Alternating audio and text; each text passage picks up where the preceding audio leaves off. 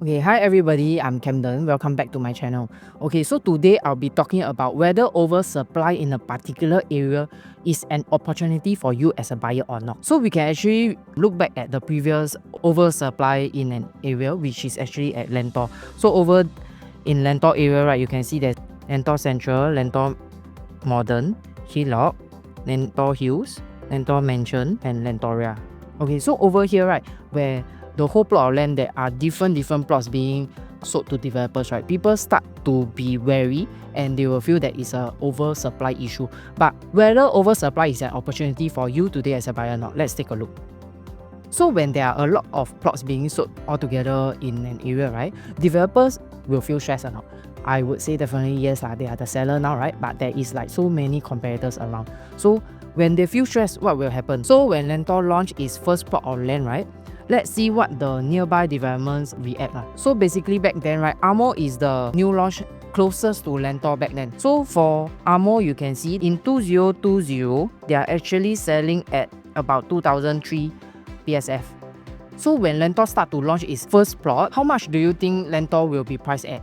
So just bear in mind, Amo and Lentor is one MRT station away only. So now let's take a look at Lentor Mansion, which is actually the first plot in Lentor to launch. Okay, so in 2020, you can see that Lentor launched and sold at about 1,800 PSF. That is 460 PSF difference from Amo. Okay, so now at this juncture, right, many people will be thinking, hey, Amokyo and Lentor cannot compare. Next, we will take a look at Lentor Modern. Okay, so in 2023, you can see that Lentor Modern is actually selling at about 2,300, 2,200 plus per square feet. So when Lentor Hill Residences launched in 2023, Lentor Hill is launched at 1,800 XX PSF.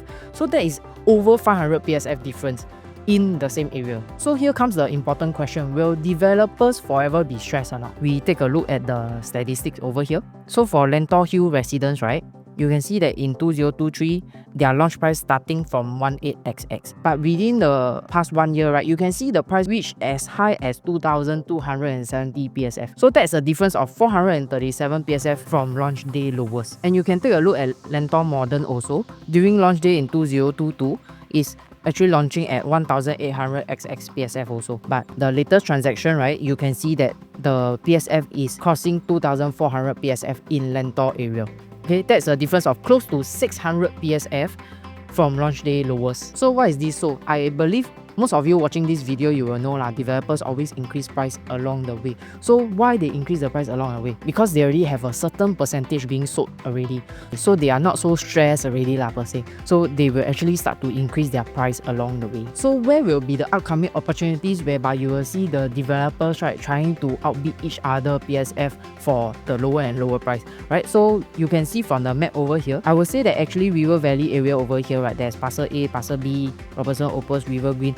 All these are actually very close and nearby to each other. So will we be seeing the same situation as what happened in Lentor? So more prominently, I will suggest that actually we can look out for River Green, Zion Road, Parcel A and B, which all are actually good size developments, 500, 600, 700 over units. And they will all be launching in this year itself. So this is where people will be speculating whether the oversupply opportunity will be coming back to the buyers. But many people will be saying, hey, you are talking about River Valley, can I even afford River Valley or not? So next we will look at the pricing in other areas. Just take a look at this article over here. Bayshore area, Xinghai E actually bidded at 1,388 PSF per plot ratio. Okay, so potentially, right, you can be looking at Bayshore launching at 2007 PSF and above, or even 2008 and above. And for River Valley plots, right, you can see over here that Parcel A and B is actually bidded and awarded at 1,002 and 1,003 respectively, which the land price is actually lower than what Xinghai E bidded for the Bayshore area over here. What do you think will be the launch price in River Valley? And if you are a developer, you know that there are a few plots coming into River Valley and you'll be facing competition, will you be concerned? So I'm also speculating River Valley plots will be selling at also about 2007 PSF. And today, if Bayshore and River Valley is actually the same price, which area will you choose? Will you choose to go central? Okay, and just recently, right, we have seen that CDL actually puts in the highest bid for Lakeside Drive, which is actually beside Lakeside MRT at 1,100 over PSF. So even for Lakeside, right, in Jurong West, we are already speculating a launch price of 2004, 2005 already. So if you are actually with me looking out for opportunities that lies in River Valley area, right, you also need to take note of something else, which is also called harmonization. Okay, so now let's compare some harmonized and non-harmonized projects that was launched last year. So for Grand Diamond, it's a non-harmonized. For EOK Emerald of Katong is a harmonized project. Okay, so you can see over here that Grand Diamond, right, it's a 1098 square feet 3-bedder unit, and we are comparing it with a Emerald of Katong 3-bedder 990 square feet. So there's about 100 square feet difference over here. But let's zoom in into the layout and take a look. Okay, so master bedroom over here 14, here 13. Two common room are both 9 square meters. Master bath 5 is the same. Common toilet 4 is also the same. So over here there's a study area of 5 each. Kitchen is 10 at Grand Diamond. In Emerald or Katong is 9. Balcony are both at about 6 square meters. Living area is 25 square meters in Grand Diamond and 30 square meters in Emerald or Katong. So Emerald or Katong, over here, right, you can see a small storeroom. It's about 1 square meter.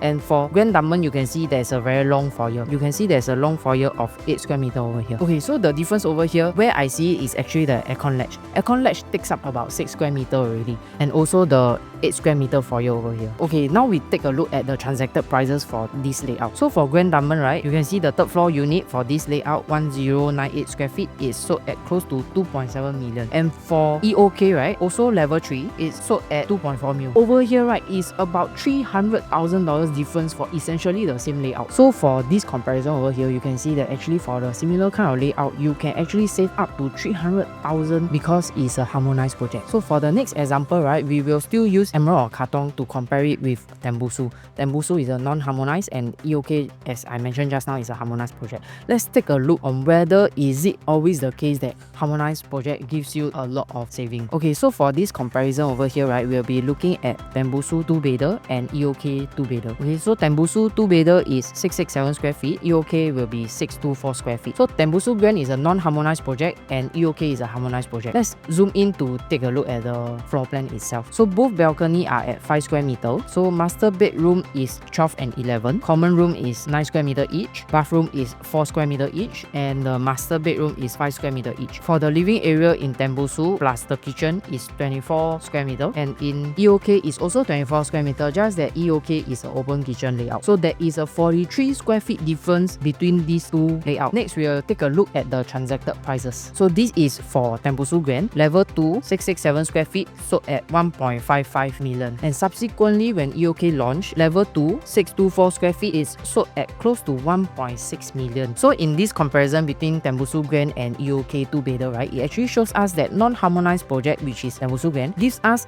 $32,000 in savings for the same layout, or I would say actually bigger layout, but with an enclosed kitchen on top of that. So at this point, if you are confused on whether harmonized or non-harmonized will be a better option for you, right, it all boils down to the entry price there and then. Okay, so in this case, right, if I'm serving a buyer, this happened in 2024, I will tell my buyer, actually we should walk away from this unit because I cannot justify why we have to pay more to buy a open kitchen similar layout to Tembusu Grand when Tembusu Grand is actually sold at a cheaper price. There can be a better option somewhere else. So today, if you are navigating in the property market, right, looking out on what to buy and you are not very sure and you need someone to advise you whether this price and this layout is it justifiable or not, please do reach out to me. You can scan on my WhatsApp QR over there to drop me a message, or you can always give me a call. Okay, that's the end of my video on oversupply, and I'll see you in my next video. Bye bye.